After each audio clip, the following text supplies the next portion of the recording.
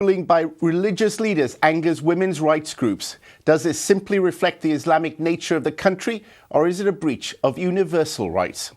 Well, hello and welcome to The World This Week with me, Phil Rees. Thank you for joining us today. Afghanistan's Ulama Council has made a declaration on women that has sparked further debate about an emotionally charged issue, the role of women in a devout Islamic society, and the universality, if at all, of human rights in general. That's our first debate tonight. In part two, after the fall of Gaddafi, is Libya set to divide? The oil-rich East declared limited autonomy this week, but the country's acting leader denounced the declaration as a move to divide Libya, and he said he'd defend the country's unity with force, if necessary. More on that in about 25 minutes. But first, controversy has surrounded a ruling by Afghan's religious leaders, which has had the backing of President Hamid Karzai. The ruling begins by noting that, unlike other civilizations and societies of the present and the past, the sacred religion of Islam, in recognition of the fundamental role of women in nurturing the society, offers women many civil and social rights and human dignity and honor. It goes on to refer to verses 1 and 34 of Surah Al-Nisa and states that men are fundamental and women are secondary. Well, as you might expect, that has been picked up by the media in the West to suggest that a woman's plight in Afghanistan after NATO forces leave will return to that under Taliban rule. A green light for Talibanization, as one headline declared. Well, certainly Afghan women whose lives are affected deeply by poverty and strict tribal traditions face tribulations. Oxfam suggests that 87% of Afghan women suffer from physical, sexual or psychological abuse or have been forced into an arranged marriage. Well, the ulama's ruling, by the way, which prohibits forced marriages, it's worth adding that. But on a political level, many view the president's backing as a bid to win support from conservative elements ahead of both a presidential election in August and peace talks with the Taliban. Well, in the past, President Karzai has outlawed discrimination against women, but this week he said he supports the Ulama Council's edicts, claiming they reiterated Islamic principles and values. Well, what does this all mean? Before our discussion, Haria Al-Haddad has more details. In Afghanistan, women should be subordinate to men, should not mix in work or education, and must always have a male guardian when they travel. These are just some of the new guidelines from Afghanistan's top clerics, which many critics say are dangerously reminiscent of the Taliban era. The edicts appeared in a statement that also encouraged insurgents to join peace talks, fueling fears that efforts to negotiate an end to a decade of war will come at a high cost to women. The points agreed at a regular meeting of the Ulama Council of top clerics are not legally binding, but the statement detailing them was published by the President's office with no further comment, a move that has been taken as a tacit seal of approval. The clerics renounced the equality of men and women enshrined in the Afghan constitution, suggesting they consider the document that forms the basis of the Afghan state to be flawed from a religious perspective. The statement drew criticism in Parliament, where some politicians took it as a direct assault on the constitution and the wider government. Before the list of their obligations, there were some positive points in the list of women's rights given. Most notably, it denounces forced marriages and the practice of exchanging women to settle family disputes over money or honour. But overall, many observers say the statement marks a disturbing return to the language and ideology of the Taliban. Thank you, Haria, for that report. Well, I'm very pleased to have in the studio Zarghuna Rasa, the founder and director of the British Afghan Women's Society. We also have a Master of Islamic Studies, Dr.Sadaat from the Afghan Association of London. And finally, on the phone from Kabul, we have Wazma Abdurrahimzadeh, a human rights officer, with the Open Society Foundation in Afghanistan. Thank you all for joining us. Zarghuna Rasa, obviously we've heard about the edict now from the ulama. Tell me, doesn't this simply reflect the fact that Afghanistan is an Islamic society and therefore it should respect the holy texts? Well, that is the problem, that Afghanistan is an Islamic country and has been an Islamic country for years and years and centuries. But unfortunately, since the civil war and then the Taliban, and now after 10 years of the international community, the one who was actually going there in Afghanistan to be improving the lives of women, to be changing the Taliban society, the rules that Taliban brought to the country. Now, after 10 years, we are going back to this.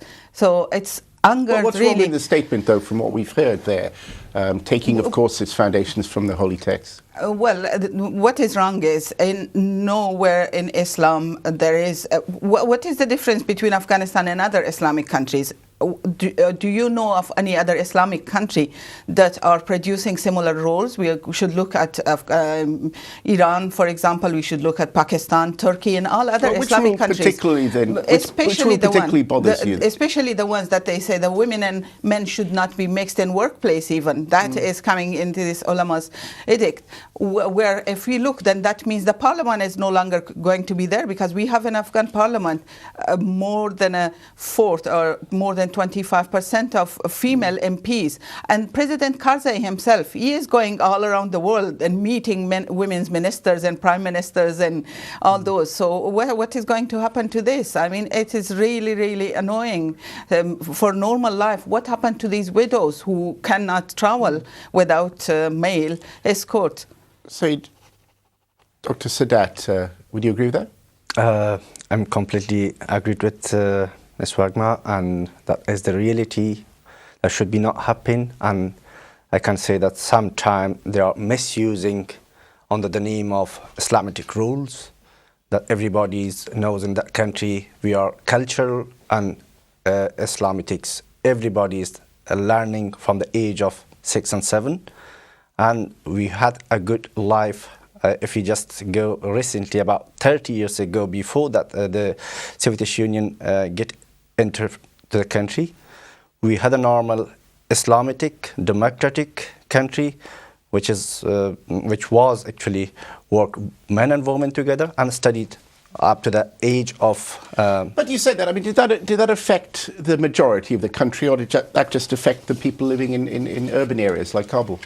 Yeah, well, that is actually affecting all the country, and especially the women who lost their husband on the war, or maybe killed by some reason, or they don't have a husband, or maybe they don't have a person to work for them. Like you have seen the video, they are working with the burqas, which is not sense at all. I mean that. But the burqa is part of the tradition of Afghanistan, the Pashtun Mali tradition. No, that's just they blame us. That does not belong to Afghanistan, and where that come from, that I don't really have. But I mean, if you travel around the countryside, all the women wear this. I mean, this is. I mean that burqa is not from Afghanistan at all. We don't have that. We are Pashtuns, and we have a special other things, which is always you can see the face, and like. So where's it come from then? I believe that is coming from India. That was long centuries before that was used in India, not with us. Can I turn now to Kabul, to Wasma Abdul Rahimzai? I mean, why do you think this edict was released, as it were, and what's the reaction of people in Afghanistan that you associate with? Thank you. First of all, thank you very much for calling me, and it's my high pleasure to be part of this show. My big salam and regards to other friends. In fact, the problem is in here in Afghanistan. It's not about that. Of course, we are Islamic country and we are Muslim and we respect all the rule and regulation of Islam. But the problem is that the people are point out on this resolution. It is like, why it come now? Why this resolution not come like 9 years ago? And at the same time, where were these ulama or this council, ulama council, when the number of women suffered by the violation? In that time, they should like brought out like this resolution on the violation of women's rights, and instead of this time to bring this kind of Well, things. why is it now then? Why do you think the ulama have pronounced now? Because yes, this is the problem that people also point out this, because it's as other, like Fawzia Kufi said, it's like a green light for Taliban. And it is because that, okay, we welcoming Taliban, so we always ready and we started all the ways that we should make agree the people for this kind of doesn't things. doesn't the Taliban represent a significant section of Afghan society? Sorry? Doesn't the Taliban reflect the views and the attitudes of a significant section of Afghan society? Not significant. When they be part of the government or be part of our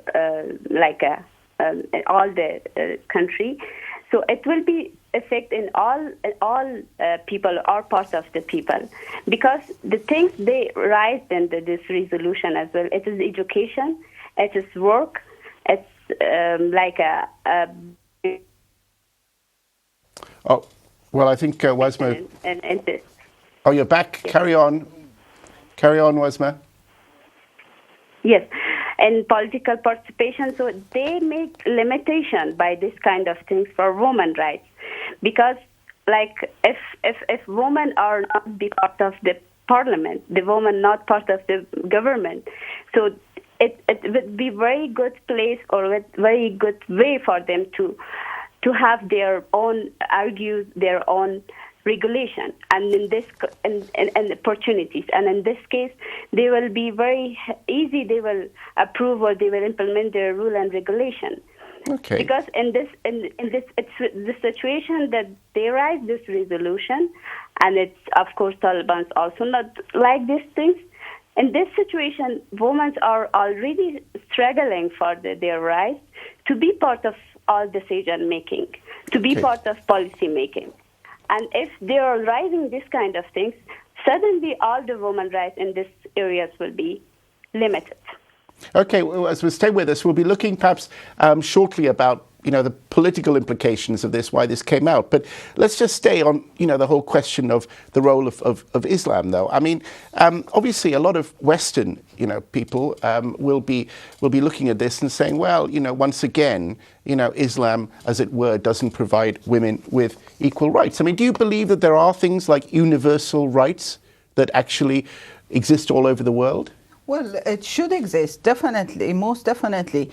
If we have to give people the choice of to be free to actually do whatever they want to do. Yeah, but you see, a lot of people feel, a lot of Muslim countries feel that their culture, their civilization, indeed, even their faith is being trampled upon by people from outside the country who impose these kind of equal rights and issues which largely are born out of Western civilization. It's nothing to do with the foreigners imposing on women what to do in Afghanistan. For example, I will give you two examples recently. One lady, as you earlier mentioned, it's in Kabul or rural areas. For example, famous lady, I'm sure Wajma has read and heard about it, Zarifa Qazizada, who is in one of the districts in Mazar-e-Sharif in the north of Afghanistan. She is actually knocking door to door for women to come and take their children, to their daughters, bring them to school. For example, the Ministry of Women's Affairs now working with the other women's organizations, civil society organization, they are having a campaign for families to bring their daughters to schools, because as again Dr. Sadaat said, we had 50, 60 years ago women engineers, women doctors in Afghanistan. Starting from the King Amanullah's period, women went freely. Well, these Taliban, women, of course, although don't say they're against there is a education for women. They believe in Excuse me, segregation. can I finish? Just wanted to say that, as you mentioned, there is a lot of women, yes, a lot of families may want to wear burqa or chadari. This is their choice. But there are a lot who want to work, who want to go out, who want to speak, be living as a civilized people in the world. We live in the global village where's now. the Taliban come from then? Where are these political pressures for perhaps a stricter interpretation of the holy text? Where does that come from then? Well, we do know where the Taliban comes from and who are the Afghan Taliban. The Afghan Taliban were those young refugees who were trapped and trained in the camps outside Afghanistan and brought back inside Afghanistan, and we know that. And behind this is much wider political or politicized Islam, which is making, we never had suicide bombings in Afghanistan. Where was this? So there are many things that was coming imposed on Afghanistan and brought into Afghanistan from outside. Dr. Sadaat, do you see that perhaps a hand here of Pakistan, the fact that perhaps this edict, as it were, is part of a broader political forces? Actually, let's say I started from talking of my colleagues. As she started and said about the Taliban or about that kind of things which is coming to Afghanistan, that's a reality that's not from Afghanistan, that's always exported to us. And under the name of Islam, under the rule of the name of Islam, which is not acceptable at all. Some kind of thing is just misused against the people, and that is all the world. So you believe the Taliban are not really Afghan in that sense? No. Taliban, I believe Taliban are Afghans, and also that when they are the first, when they came, when they don't have any interfering of other outside country people involved in it. Well, what you're really trying to say, though, is Pakistan basically sees its own national interest in terms of reaching a broad westward border, which needs its influence in Afghanistan. Is that what you see as a problem? Yeah, that is the reality at all. And we believe that the world should be open the eyes and looking reality, the face of Pakistan, not just the talking, with they are saying, showing something on the TV. This is not the reality. They're doing very badly, double face, playing games. Wasma, I mean, okay, we're hearing now, we're building a picture of a kind of perhaps Afghanistan, indeed President Karzai, caught in regional politics, if not global politics. Do you think that that was behind his approval of the ulama statement? I think could you please repeat your question? Sorry. Yeah, my point is that perhaps this statement is less about Islamic values in terms of that wasn't the most important reason why it was issued, but it was more to do with being a political gesture from President Karzai to the Taliban and to perhaps, as we're hearing here in the studio, some of the important forces behind them. Yeah. In fact, as my brother said, it is these kind of things, like the things are written on the resolution, it is correctly gave from the Quran, Alif Quran, but the time you're using these kind of things and the way they're using, or the time, like the situation they're seeing and using these kind of things, it seems that it's misused, and it is like. Well, what particularly though? I mean, Wasma, just what particularly do you think is misused? I mean, you know, I've looked here; it actually asserts a lot of rights of women.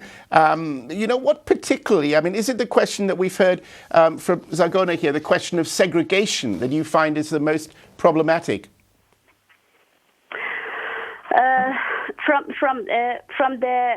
You mean from the president? From the edict. Okay. In fact, the problem that it is like President Karzai agreed with this resolution. It seems like, okay, we are Muslim country, we have to accept these things, but it is not the real goal or the a very transparent argument of the president, because it's sure that it seems like maybe, or it's in this situation, there's many questions, like others also. I can't say the very correct or very the real things, but it's question that why Karzai or why the president are agreed with this. Well, why do you think? Because the things are written on that. It's most of things are written by take from the Alif Quran, but in some things, like if there's written, okay, education and work should be separate between male and female, but there's another ayat in Quran that they said woman, there is a there's a very strong ayat on Quran that on women's political participation, on women in parliament, that we have a bayat word in the Quran, that the woman in the Islam, from the Islam leader, they have that the woman can be in, you can Sure. ask from them, you can take from them like about the war, about the conflict there was in the Islam Sure. history. So it means that they know the other things as well. And another example, like if they said, okay, woman is the man is the original and the woman is part of that or sub of that. So it means it is not about the dignity of the human. It's about the creation of, from the creation side, we can say men are original and women are the sub of that. Second. So yeah. in this case, many things are very correctly in Islam, that because they also know these, other ulamas also knows these, but not looking on that thing. Okay. They're just looking on those things that limiting the woman rights. Okay, Wasma, well, thank you for that. I mean, so good. How do you see, though, we've obviously had news of 6 British soldiers died recently, a day or two ago. It's traumatizing this country. Certainly the West, sees its exit strategy. The United States has declared that its troops will be out of Afghanistan by the end of 2014. Well, how do you think that you can bring Afghan society together? I think this, as you mentioned, it is very, very sad to hear that 6 British soldiers in one single incident die in Afghanistan. That is another confirmation that we should think carefully, and the Afghan government should be more serious and not think about what should women, how they should go out, or what they should wear or what they shouldn't wear, like in terms of burqas and chadris and these things. They should think seriously about the loss of lives of people, be it British or international or Afghans who are dying in Afghanistan. Think seriously about the improving of the security situation in Afghanistan. President Karzai wants to have peace talks with the Taliban, though. That means understanding their culture as well. Well, it's not, as we said, Taliban are not the only citizens of Afghanistan.